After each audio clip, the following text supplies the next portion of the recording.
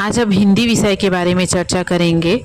हिंदी विषय में जो आगामी परीक्षा में आए हुए प्रश्न हैं उसी के बारे में ही चर्चा करेंगे। तो फर्स्ट प्रश्न है, जो इंद्रियों द्वारा जाना न जा सके के लिए एक शब्द क्या है? ऑप्शन में दिया गया है अछूता, अगोचर, अज्ञात, अग्रणी। तो इनका उत्तर होगा अगोचर। दूसरा नंबर का प्रश्न है, गंगा नहाना का अर्थ है सत्य बोलने के लिए तैयार होना, पवित्र होना, कार्य पूरा करके निश्चित होना, गंगा की आराधना करना। इनका उत्तर होगा कार्य पूरा करके निश्चित होना। तीसरा नंबर का प्रश्न है, संज्ञा के जिस रूप से वस्तु की जाति का बोध होता है उसे कहते हैं। ऑप्शन है कारक, वचन, काल, लिंग। इनका उत्तर होगा लिंग। चौथा नंबर का प्रश्न है, स्वरों के निश्चित चिन्हों को कहते हैं। ऑप्शन है मात्रा, विराम, अनुस्वर, चंद्र बिंदु। इनका उत्तर है विराम। पांचवा नंबर का प्रश्न है, भाषा के शुद्ध रूप का ज्ञान किससे होता है? लिपि से, लिखित भाषा से, व्याकरण से, पठन से। तो इनका उत्तर है व्याकरण से।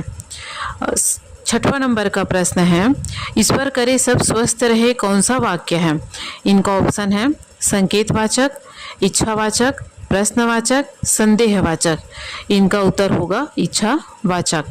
सातवां नंबर का प्रश्न है, अशुद्ध शब्द को पहचानिए। भावुकता, सूची, उज्ज्वल, साहित्यिक। इनका उत्तर होगा उज्ज्वल।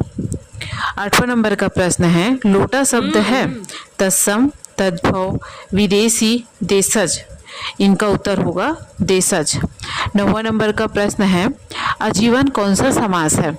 कर्मधारय, द्विगु, अव्ययी भाव, बहुब्रीहि। इनका उत्तर होगा अव्ययी भाव। 10वां नंबर का प्रश्न है, कौन सा स्त्रीलिंग शब्द है? ऑप्शन है तिल, आहार, भील, छाछ। इनका उत्तर होगा छाछ। प्रश्न नंबर 11, निम्न शब्दों में तद्भव है। ऑप्शन है आम्र, डोंगा, अग्नि, फूल। इनका उत्तर होगा फूल। 12वां क्वेश्चन है, निम्नलिखित में कौन सी पूर्वी हिंदी की बोली नहीं है? बघेली, खड़ी बोली, अवधी, छत्तीसगढ़ी। इनका उत्तर है खड़ी बोली।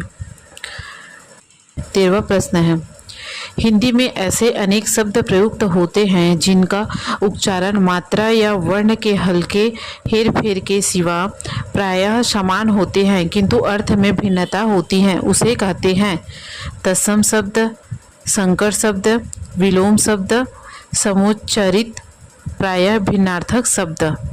इनका उत्तर होगा समुच्चारित, प्रायः भिन्नार्थक शब्द।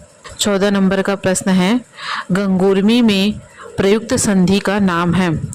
वृद्धि स्वर संधि, दीर्घ स्वर संधि, यन स्वर संधि, गुण स्वर संधि। इनका उत्तर होगा गुण स्वर संधि।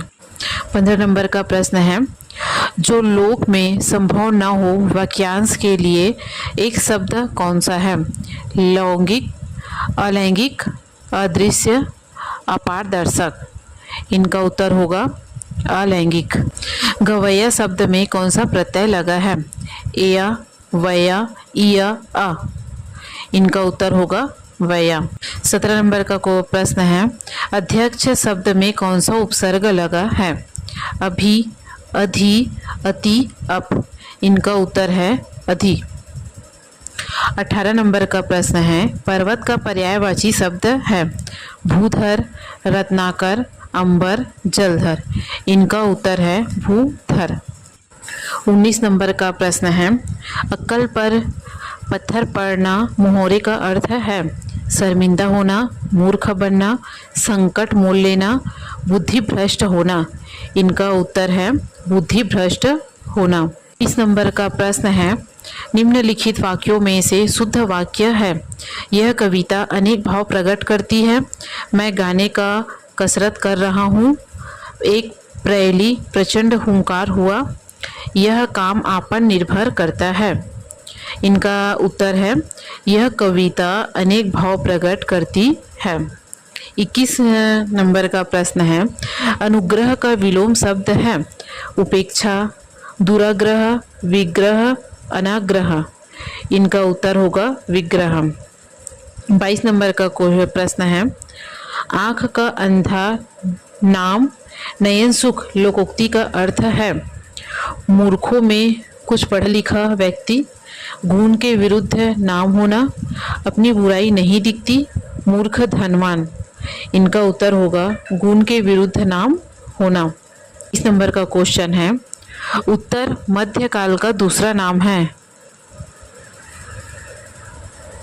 वीरगाथा काल, रीतिकाल, आधुनिक काल, भक्ति काल। इनका उत्तर होगा रीतिकाल। 24 नंबर का प्रश्न है, निम्न शब्दों में शुद्ध शब्द है प्रामाणिक, पूजनीय, नक्षत्र, कावित्रीय। प्रामाणिक इनका उत्तर होगा। 25 नंबर का प्रश्न है, जितेंद्रिय में कौन सा समास है? तत्पुरुष समास, अव्ययीभाव समास, बहुब्रीहि समास, कर्मधारय समास। इनका उत्तर होगा बहुब्रीहि समास।